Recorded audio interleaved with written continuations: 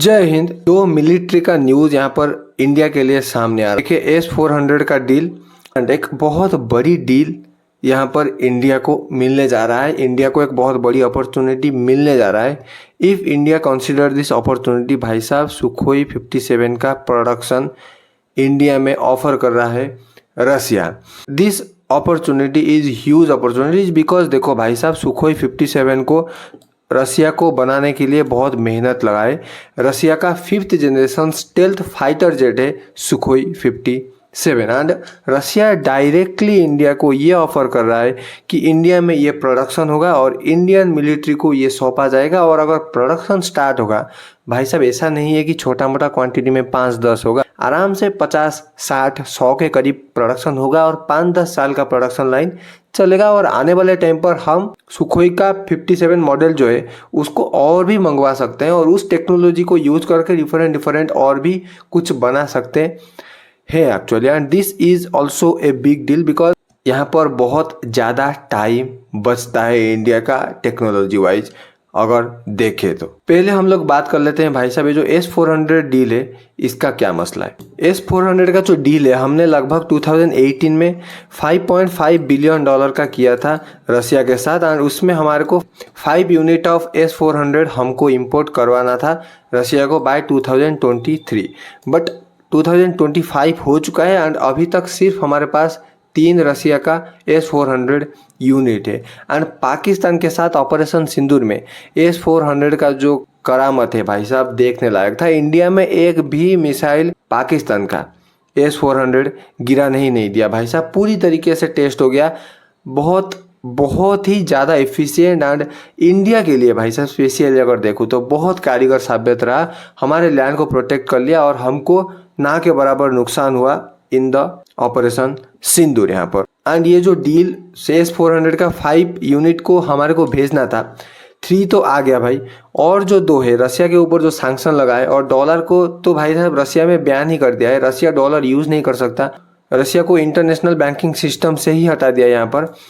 तो Indian government बात कर रही थी कि भाई साहब रुपीज़ में ट्रेड कर लो, लेकिन अगर देखो प्रॉब्लम एक्चुअली क्या है तो रुपीज़ में रूसिया लेकर क्या ही करेगा रुपीज़। एक बात यह भी है क्योंकि रसिया हमारे से बहुत ही कम चीज़ें इंपोर्ट करती है और जो भी इंपोर्ट करती है भाई साहब वही धान गेहूँ, ये छोटा मोटा आइटम जो कि इतना बड़ा है नहीं। लेकिन हम जो रसिया से इंपोर्ट करते हैं वो बिलियंस ऑफ डॉलर का वैल्यू का प्रोडक्ट इंपोर्ट करते हैं।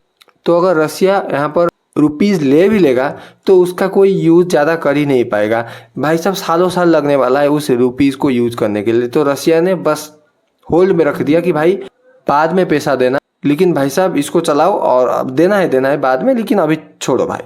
तो उसका और 2 यूनिट आना बाकी था।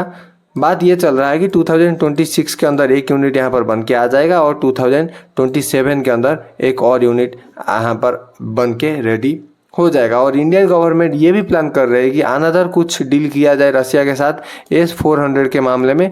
S-400 हमको और कुछ यूनिट बनाना पड़ेगा रसिया की मदद से और ख़रीदना पड़ेगा, हमको ये ज़रूरत है। और 5 यूनिट को देखें तो भाई साहब हाँ छोटा नंबर होता है इंडिया के ज्योग्राफी के हिसाब से, बट यस ठीक है, कोई दिक्कत नहीं है। देखते हैं और कितना डील हो पाता है यहाँ पर। कुछ लोग यहाँ पर बोलेंगे भाई साहब रसिया का S-400 क्यों, USA का तो थार है, थार भी हम खरीद सकते हैं। भाई देखो, अगर मेरी वीडियो को फॉलो करते हो तो पता होगा कि रसिया और USA को अगर कंपैरिजन करें तो USA के ऊपर भरोसा नहीं किया जा सकता। रसिया के साथ हमारा डील बहुत अच्छा खासा है। 1971 में रसिया हमारे साथ लड़ने आ गया था USA के अगेंस्ट में, और रसिया इंडिया में बहुत सारी चीज़ें प्रोडक्शन भी करता है, चाहे वो ब्रह्मोस मिसाइल हो, चाहे वो सुखोई 30 हो, चाहे वो AK-209 राइफल हो। तो रसिया को पहली बात हम ट्रस्ट इस बात में कर सकते हैं कि ये टेक्नोलॉजिकली वाइज धोखा देगा नहीं। और अगर इस S-400 की और थार की कंपैरिजन करें भाई साहब, एक मेन प्रॉब्लम क्या है पता है, S-400 देखो एकदम 360 डिग्री काम कर सकता है, जहीं भी मारो जहाँ से आए किसको भी नहीं छोड़ेगा भाई साहब, कैटर कर देगा। लेकिन थार का जो है प्रॉब्लम ये है कि ये आगे आने वाले मिसाइल्स को ही कैटर करेगा इस डायरेक्शन में, 180 डिग्री के आसपास का डायरेक्शन, और उसमें यहाँ पर आ जाएगा। और पीछे वाले जो मिसाइल्स वगैरह है यहाँ पर इसको इतना ज़्यादा एफिशिएंटली कैटर नहीं करेगा। तो उसके लिए हमारे को 2 थार बैठाना पड़ेगा अगर 360 डिग्री कवर करना है तो this is the main reason why India military avoid third and uses S-400 missile defence system. इस वजह से रसिया इंडिया पर भी भरोसा करता है एंड हाँ यूएसए के गवर्नमेंट वगैरह इंडिया के ऊपर इस वजह से बहुत ज़्यादा चिढ़े हुए हैं, लेकिन हु केयर्स, छोड़ो यार। एंड देखो ये तो था S-400 मिसाइल का बात। अभी डिस्कस कर लेते हैं भाई साहब, रसिया जो इंडिया को प्रपोज दे रहा है सुखोई 57 का प्रोडक्शन करने के लिए इंडिया में, ये एक्चुअली इंडिया के लिए कितना बेनिफिशियल है और इसमें कितना बेनिफिट रसिया का है और कितना इंडिया इसमें फायदा ले सकता है। तो भाई देखो, पहली बात तो रसिया हमारा एक बहुत अच्छा दोस्त है। 1971 के टाइम पर जब वही यूएसए जो आज हमको ऑफर कर रहा है F-35 लो, ये लो वो लो, आ गया था हमको मारने अपना 7वां बेड़ा लेकर और यहाँ पर लगा दिया था भाई साहब इंडिया को परमाणु बम मारेंगे।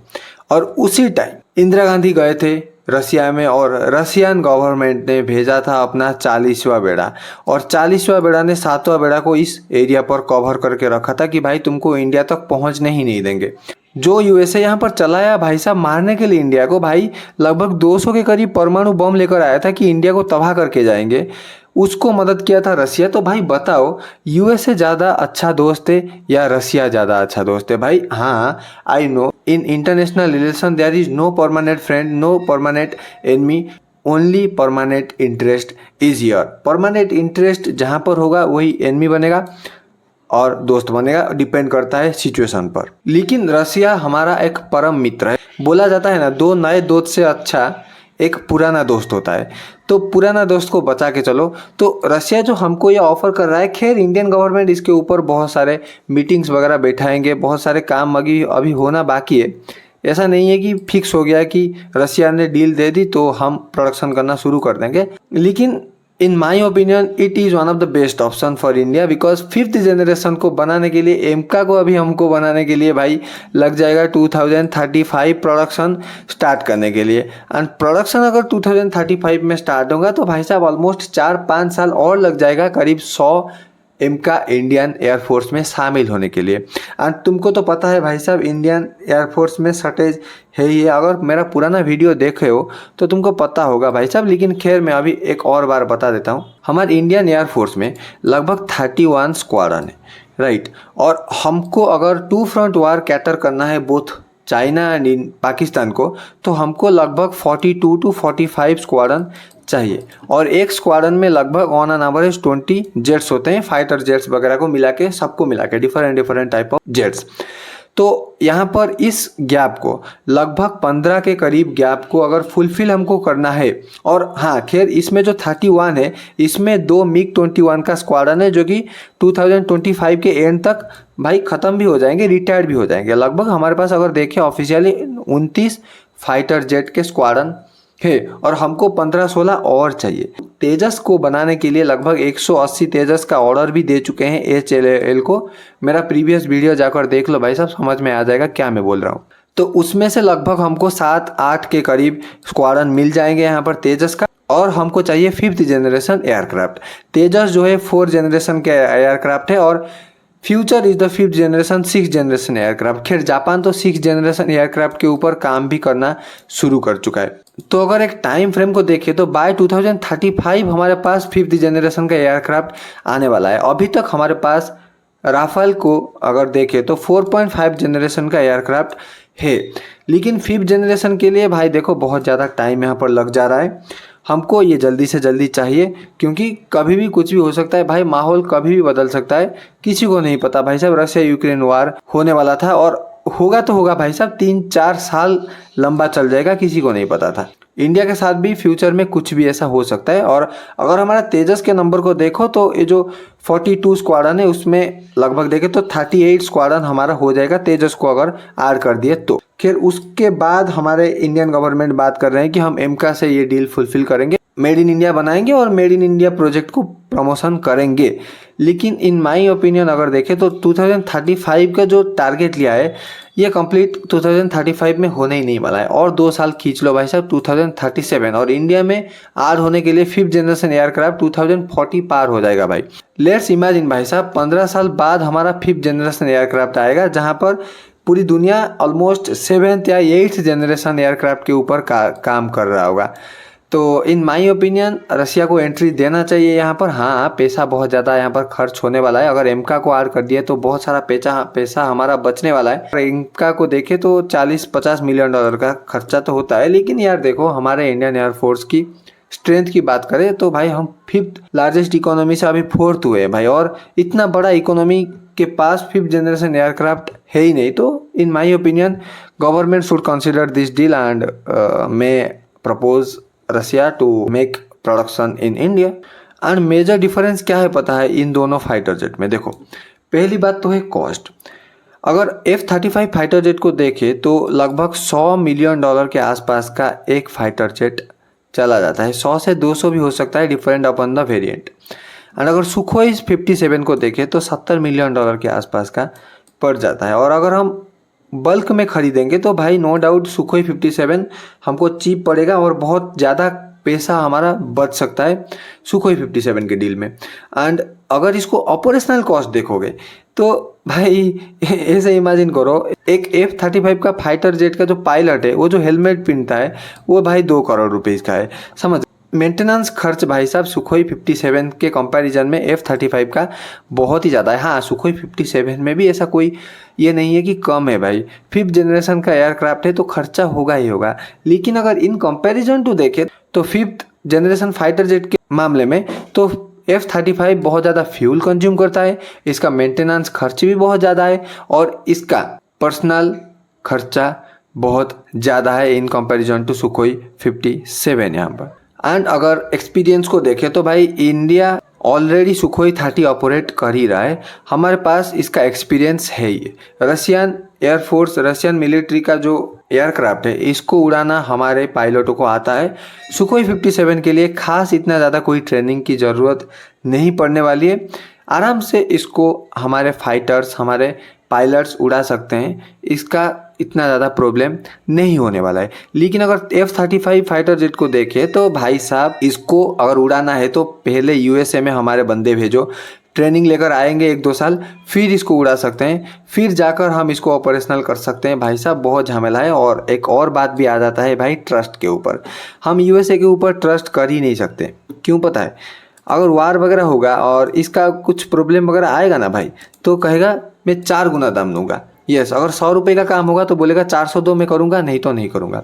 लेकिन पता है भाई रसिया को, तो रसिया ऐसा कुछ करेगा नहीं। और रसिया प्लान भी कर रहा है कि इंडिया में एक एयरक्राफ्ट का सर्विस सेंटर टाइप का बनाया जाए। फ्रांस भी प्लान कर रहा है, रसिया भी प्लान कर रहा है।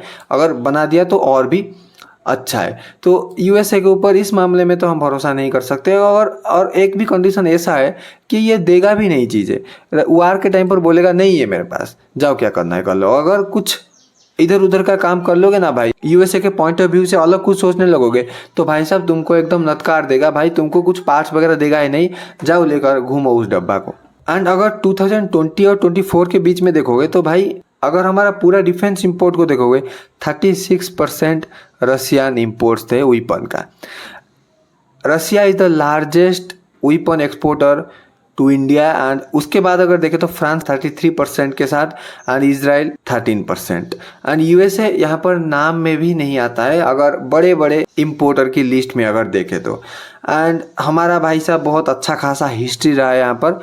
रसिया फिलहाल T-90 टैंक्स प्रोडक्शन करता है इंडिया में, सुखोई 30 प्रोडक्शन करता है भाई साहब।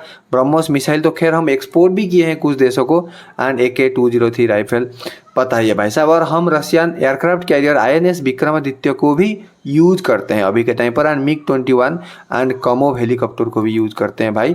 इतना सारा चीज़ें हमारा रशियन है, तो भाई साहब रसिया के ऊपर हम आराम से ट्रस्ट कर सकते हैं, कोई भी प्रॉब्लम है नहीं। लेकिन देखते हैं, ये गवर्नमेंट की बात है, गवर्नमेंट क्या डिसीजन लेती है।